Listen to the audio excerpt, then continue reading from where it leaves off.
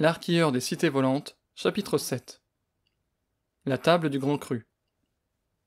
L'esprit partagé entre curiosité et suspicion, Alire demeurait les yeux fixés sur les portes du grand cru, adossé de l'autre côté de la rue. Établissement renommé dans toute la cité, et au-delà, ce restaurant accueillait les nobles et les bourgeois, lors de leurs plus importants échanges. Nombre d'accords commerciaux se scellaient entre ces murs, quantité de mariages ou de cérémonies officielles s'y célébraient. En dehors du château, le Grand Cru était le seul bâtiment de la ville à disposer d'une salle de bal. Son influence provenait sans doute de là, et de la qualité de ses mets, ainsi que celle de ses services. Sans oublier sa décoration. Alire opina du chef. Pour s'y être offert quelques repas, il approuvait étrangement les tarifs exorbitants de la carte. L'arquilleur finit par se lasser d'observer les statues sculptées à même la façade. Aussi traversa-t-il la rue pour, après une dernière hésitation, pénétrer fièrement dans le luxe du bâtiment.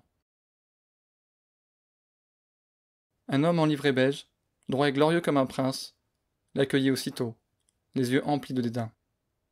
Voilà qui annonçait la couleur. Au vu du port royal qu'assumait le portier, Alire se rappela dans la seconde ce que devaient revêtir les invités. Il dut reconnaître la tristesse de sa tenue. Il fut un temps où elle brillait de mille feux.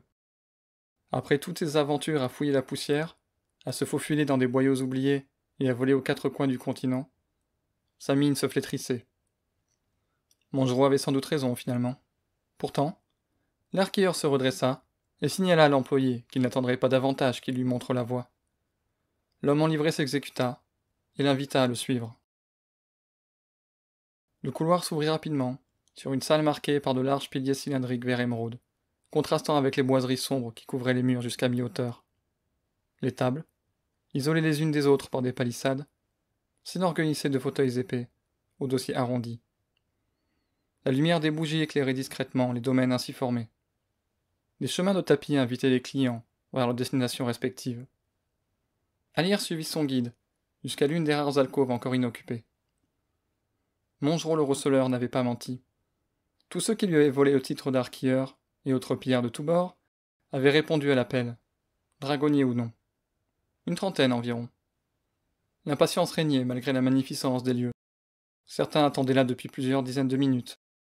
Alire les avait vus entrer depuis son poste d'observation. Et nulle trace de l'homme décrit par son ami. Malheureusement, Alger, lui, se trouvait bel et bien sur place. Leurs regards se croisèrent tandis qu'ils analysaient leur voisinage.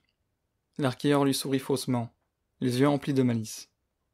Son opposant le lui rendit avec tout autant de bienveillance. Rien que pour lui clouer le bec, Alire se sentit prêt à se risquer dans le jeu proposé par celui qui brillait toujours par son absence. Enfin, ce dernier fit son apparition, après une attente prolongée dans un brouhaha de plus en plus bruyant. Lorsqu'il se glissa dans la salle principale, le calme reprit ses droits.